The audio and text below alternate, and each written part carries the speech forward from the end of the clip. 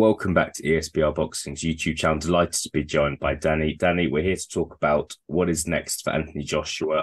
The Deontay Wilder fight at the moment looks quite doubtful, to be fair. I think as the days go on, it looks more and more doubtful. We were originally told he was going to fight Wilder in December. That turned into January. Josh obviously had that fight against Robert Helenius almost a month ago now. And I think now we can't help but ask, right, if he's not fighting Wilder, then who is he? Who is he going to fight? What's your assessment? It's been 4 weeks, I believe, since the Robert Helenius fight. What's your assessment of what's happened since then? I think it's been fairly clear following the Helenius fight that the potential Wilder fight wasn't as close to being done as we were maybe led to believe before that. And as the days and the weeks have gone on, I would be shocked if the Wilder fight is next at this stage. I'm not necessarily laying the blame of that at Eddie Hearn or Anthony Joshua. From what you read, it seems there maybe been a slight change in attitude from Skills Challenge, who were the Saudi-based firm who run about promoting it, but that fight's not going to be next. I would be stunned at this stage if it was to be. And in terms of who Josh is going to fight, because I think he will fight in December in the UK, which isn't the worst thing in the world. I suppose he's being active, which is something he's been crying out for sort of since pre-COVID. But there's not really many opponents that are available and make a lot of sense. I'm sure we'll come into that, but it's not going to be Wilder next, not for me. No, looks very unlikely. Yeah, I think just one question I've got before we start going into names, Danny, is, do you think this could actually be a good thing for Joshua if you take away the money side of things, this fight being agreed, Skills Challenge? Do you think it's actually good for his career to have a fight now before potentially going into a Wilder fight? Before going into that Wilder fight, I just think that, yeah, it wasn't the most promising of performances against Helenius, a lot of people would say. And do you think that it's the right thing for him to go up against and have another fight before that Wilder fight? Without a doubt, it's a good thing. I think if you're managing, promoting, in any way involved with Joshua, if you're putting him in more Wilder at this stage, it's at best a gamble, and in reality, it's a cash out, really. Whereas, don't get me wrong, I can't imagine an opponent, a realistic opponent, and a performance that would make me change my mind on the outcome on a Wilder fight. But it certainly wouldn't do him any harm.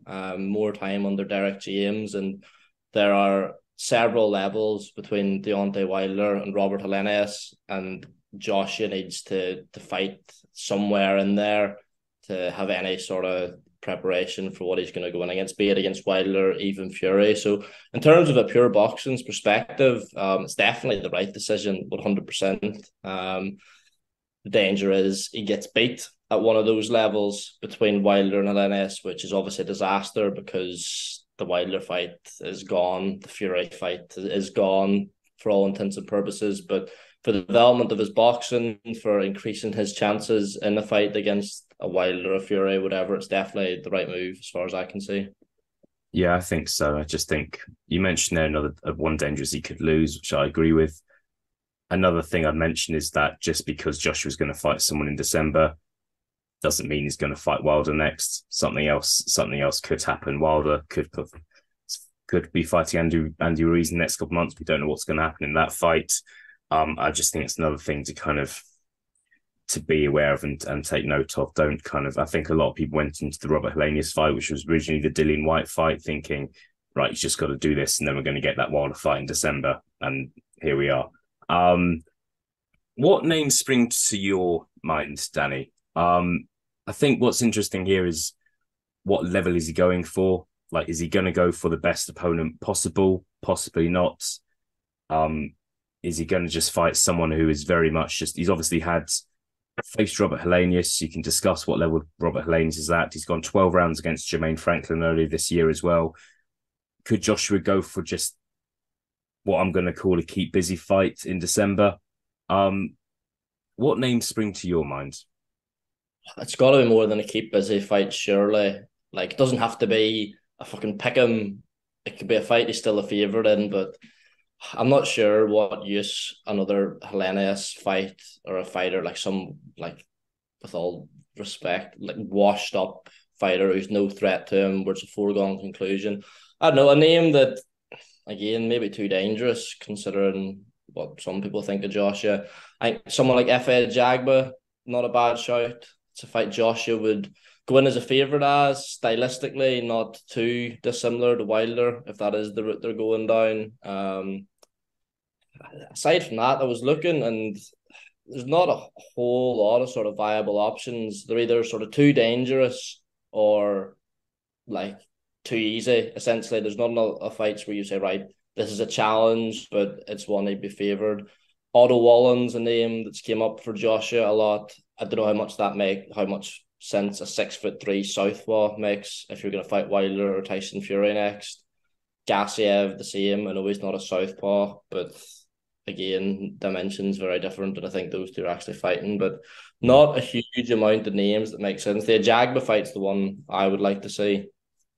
Yeah, Ajagba obviously just has that one loss on his record. I think one thing with like the heavyweight division at the moment is a lot of fighters actually have fights scheduled one way or another, whether it be obviously Zhang or Joyce. Hrgović, obviously, kind of we're hearing he wants to face Usyk next. I can't really blame him for that. It's his chance to become world champion, and also Joshua's been around a while now. So when you look at kind of the heavyweight lists, a lot like some of these guys he's actually already faced, whether it be a Joseph Parker, for example, or a Jermaine Franklin. So I just think would you agree with me if I was to say there's not a huge amount of names that are realistic and that Joshua hasn't faced before and that we would, as boxing fans, would genuinely want to see? It doesn't feel like there's piles of names out there. There's not many. There's definitely not. Like, I know Martin Bakoli's sort of become a meme at this stage, but Joshua's not going to fight him next. Like, it's not a fight that I'm sure they're terrified of, but it's just a very losable fight. It's not that big a fight. Okay. And there's a few fights that fall into that category.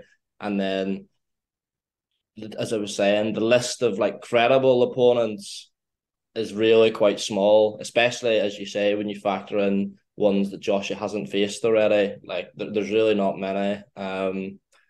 Jarrell Miller, I wouldn't be opposed to. I know we were talking earlier, he's going to fight Manuel Char by the sounds of it. That would be, in terms of like low risk commercial fights, probably as big as you get. I don't know what it does from a boxing perspective. Probably not a lot, but it's a fight heavily Joshua in. Yeah, my concern with the Miller fight is that the amount of adverse drug findings there have been recently.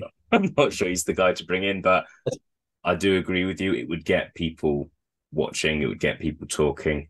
I'll be honest with you. Eddie having this campaign about cleaning up the sport, we do the most testing, and then give Jarrell Miller a £10 million payday. Exactly, mate. I think he's the one guy I can imagine Hearn would look at and be like, absolutely not. I'll be honest with you, Danny. There's not like a lot of names that are.